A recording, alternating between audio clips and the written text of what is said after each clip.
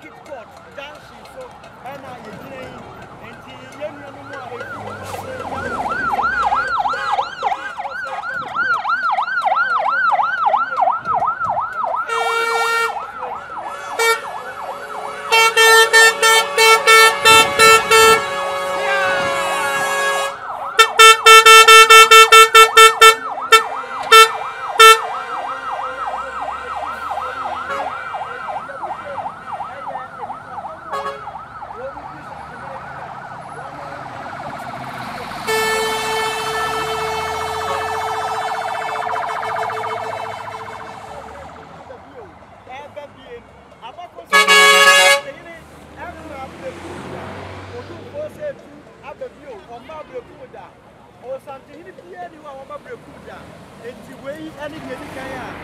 Asantehene bi eba brekum enti wo hwe ka se to aso nyina ni padom a wo mo edi Asantehene achi ya wo mo ba brekum wo ya pita pa e ko ya ene ampaye be japla e wo ya efri kuma se a wo mu di Asantehene achi e be dwumedie yi ena mu so mo to aso sa Bosses ne dia Dawson, bosses ne Dawson bebre, and the top also, bossy, and bro, and my brother, and I will be Santina, one over and neck, as I can yeah, they become all this young. Aha, hey, breakum, anyway, breakum circuit court, dancing, anyway, bosses Enipa womru yenipa womu di Asantehene chi ya womuba ewie kese a ekoso ewo ha enne yewura Otumfuo eba ne nipa domo a edi nanimu eba no ena wo se basis so bebre entina de Otumfuo Osei Tutu ababio watechele Asantehene nyina ababrekum kroyimu basis ne to aso bebre ba neba Etimu amusha ye live ewo Otumfuo TV any TV station ahodo oso no brekum anyway circuit court dancing eni kongomo eba eyikesia Otumfuo Osei Tutu ababie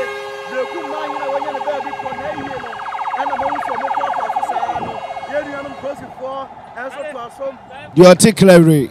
ane brawe ahoma so Otumfuo Osei Tutu ababie Asantehene emprempren yewura ababedu brekum krodium na emprepi yewura wo ba ayana ade bi edinanim ayese yawa na ahaban egum na eniema deda so na yeto snap guso edi samanka epra ekwam na awawasema ewom ne se sa samanka yi sa hohomboni bi ewo wo nchen na opese oditi Asantehene a samanka no betwe no se bi se wo baifo na opese obeye bibi editi Asantehene a eno so ebetwe no agi sunsun mu ne manyina ka ne de ho samanka ena Appiah ebeyi na ekere se santimewura yewura oba otutu kobo so na eba no ahini tutu a Asantehene ena kobo no so do articulary any bravery ahoma so Otumfuo Osei Tutu ababio do free titi kanchenchiri di maninsa ma brempo sika tumpaje ne tata Appiah Asantehene na kwa asaf kokum kwakun safwa waje ne safwa gu ne safwa so de wo kana no aka Asanteman no aka dom no aka mobrode ntwa Asantehene na one ne de susu mo do hwe apanka seso o so adoto berima ba won so akrokra wo bema enye bema ne bema o bema ne Asantehene enya ahine ni ahine ni Asantemewura Asantehene mo Appiah otukoko so mo Appiah Asantehene na eba no Asantemewura na eba no otukoko so na eba no Nyansapo akwa na eba no ba kufo kunso ma mansa nyina nya bidie dudu abribie no bema ba na eba no yewura na eba no yama yewura akwaba wone na brempon ene na manhene umguso mo eba